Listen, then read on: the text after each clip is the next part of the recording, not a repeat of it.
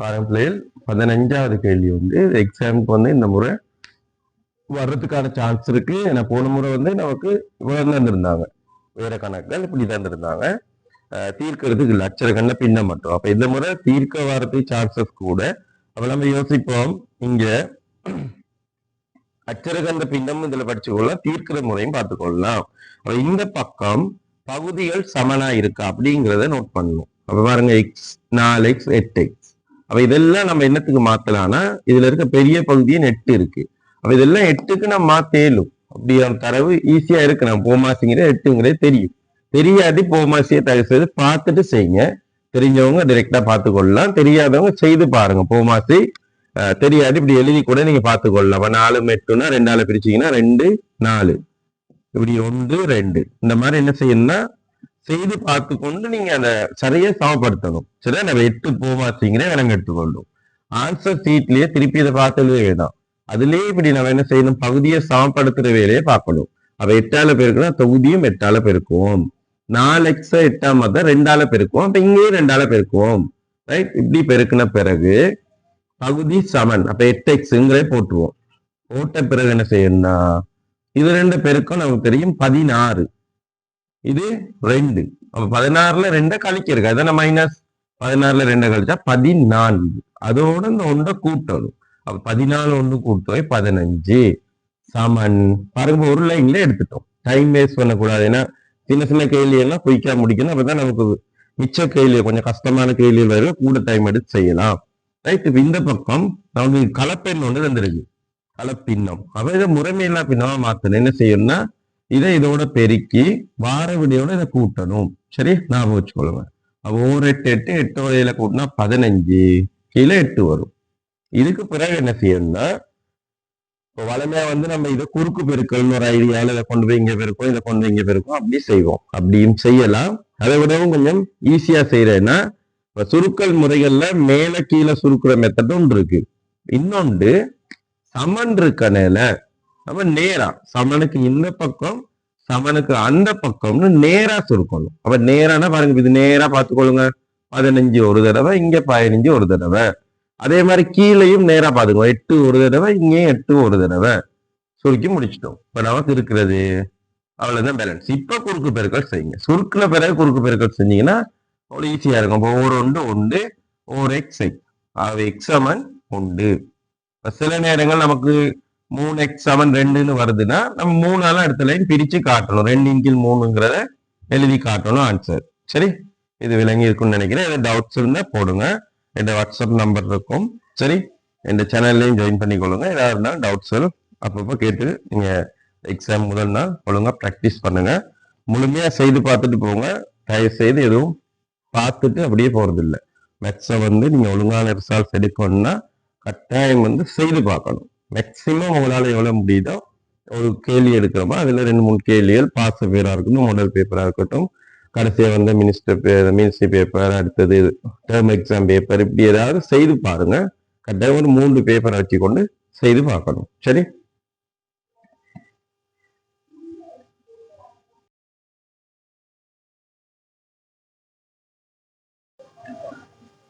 அடுத்த கேள்வி பாருங்க. இந்த 16வது வந்து நிகழ்த்தவு. அப்ப நிகழ்த்தவு வந்து கட்டாயம் வந்து நீங்க நிகழ்த்தவு கேள்வி வந்து கட்டாயம் பார்ட் 1ல ஒரு கேள்வி, பார்ட் 1B பகுதியில 10 மார்க்ஸ் கேள்வி, 12 மார்க்ஸுக்கு வர பகுதி. 12 மார்க்ஸ் நம்ம எடுக்கணும்.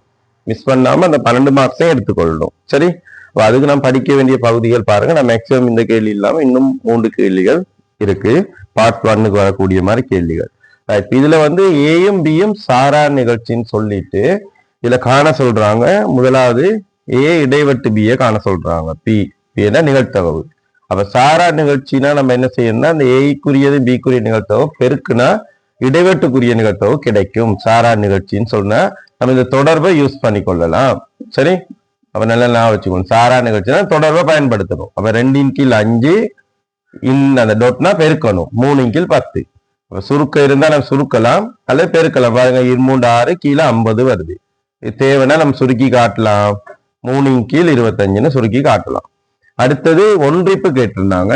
அப்ப ஒன்றிப்புக்குரிய சமன்பாடு பாத்தீங்கன்னா ஏக்குரிய நிகழ்த்தகவையும் பிக்குரிய நிகழ்த்தகவையும் கூட்டி இந்த இடைவெட்டுக்குரிய நிகழ்த்தகவை கழிக்கணும்.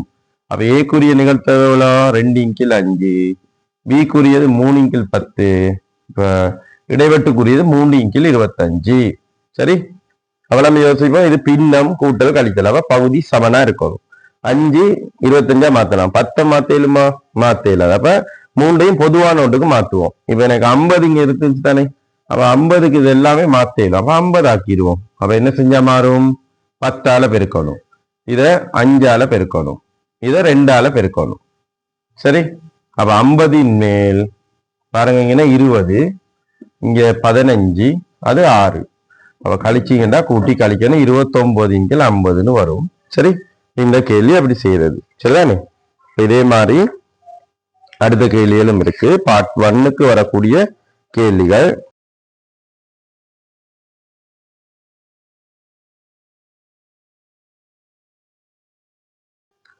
இது பாருங்க பிள்ளைகள், இந்த கேள்வி மூணு கேள்வி இருக்கு. பேஜ் நம்பர் 38 இருக்கு டியூட்ல. அவர் டியூட் தேவையானாக்கள் என்ன வாட்ஸ்அப் சேனலை ஃபாலோ பண்ணுங்க, அதுல நான் டியூட் போட்டிருப்பேன். சரிங்க, பார்த்துக்கொள்ளலாம். இதுல இந்த பேஜ் நம்பர் 38 முதலாவது கேள்வி என்னன்னா, பெரும்பாலும் நம்ம ஞாபகம் வச்சுக்கொள்ளணும். இப்ப வளமையா வார கேள்வி மொத்தத்துல நிகழ்த்தவங்கிறது மொத்தத்துல எவ்வளோ அப்படித்தான் யோசிப்போம். இப்ப இது இந்த கேள்வி கூட, இதுல 3வது கேள்வி கூட அப்படி ஒரு கேள்வி தான். இந்த மேத்ஸ் வித் ஞானம் என்ற யூடியூப் சேனல்ல பேர்.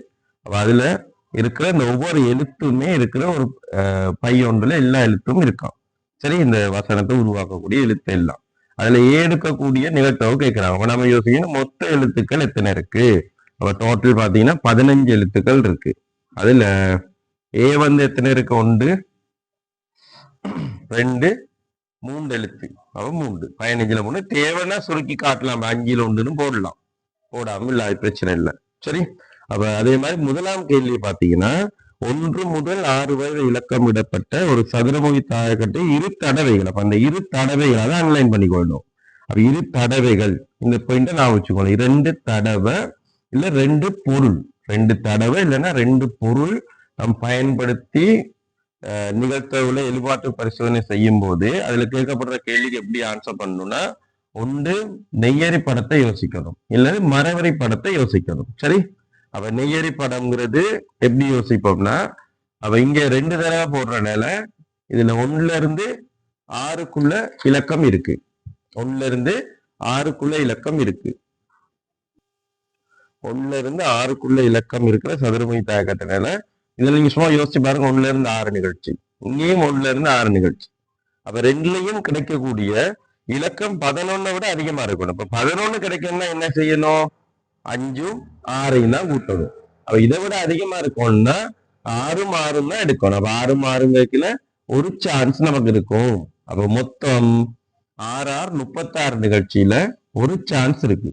சரி, இப்படிதான் நம்ம என்ன செய்யணும்னா, ஒரு பொருள் இல்ல ஒரு பொருளை 2 தடவை பயன்படுத்துறாங்க, இல்ல 2 பொருளை பயன்படுத்துறாங்க அப்படிங்கல நெய்யரி படம் அல்ல மரவரி படம் சில நேரங்கள்ல பொருந்தும். சரி, அடுத்த கேள்வி இதுவும் தெரிஞ்சு வச்சுக்கொள்ளணும். இந்த பாயிண்ட் ஞாபகம் வச்சுக்கொள்ளுங்க. இதுல பாத்தீங்கன்னா சரி, 2வது இதுல என்ன தெரிஞ்சு வச்சுக்கணும்னா, இப்ப இங்க தந்திருக்காங்க ஒரு விவசாய மையத்தால் வழங்கப்பட்ட நெல் விதைகள்ல முளைக்காத விதைகளுக்கான நிகழ்த்தவம் தசம் 0.8. அப்ப நம்ம இப்படி தசம் பின் அந்த நிகழ்த்தவம் தசத்தை பின்னமாக்கொள்ளணும். பின்னமாக்கினா கொஞ்சம் ஈஸியா இருக்கும்.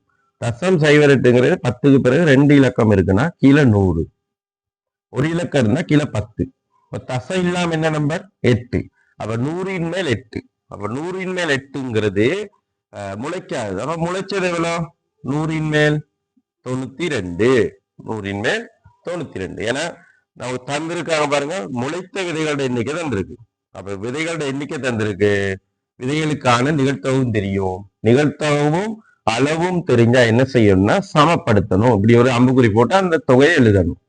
எழுதுனா பாருங்க, இப்ப நம்ம ஏற்கனவே சொன்ன அந்த அச்சரகந்த பின்னதுல சுருக்கல் மெத்தட், நேரா சுருக்கலான்னு இங்க இருக்கிற நம்பர் இங்க பார்த்து சுருக்கலாம். அப்ப 92 ஒரு முறை, இதுல ஒரு முறைனா 100 வருது. அப்ப 100ல ஒரு பங்கு 100, 100ல 100 விதை. அப்ப 100ம் எவ்வளவு? 10,000 விதைகள். சரி, இதான் இந்த நிகழ்த்தவு கேள்வி செய்யற மெத்தட். சரிதான் பார்ட் 1க்குரிய பகுதி. ரைட், இதே மாதிரி பார்ட் 1B பகுதியிலையும் 10 மார்க்ஸுக்கு வரும். அதையும் தெளிவா விளங்கெடுத்து பயிற்சியில செய்து பார்த்தீங்கன்னா அழகா 12 மார்க்ஸ் எடுக்கலாம். சரிதான்.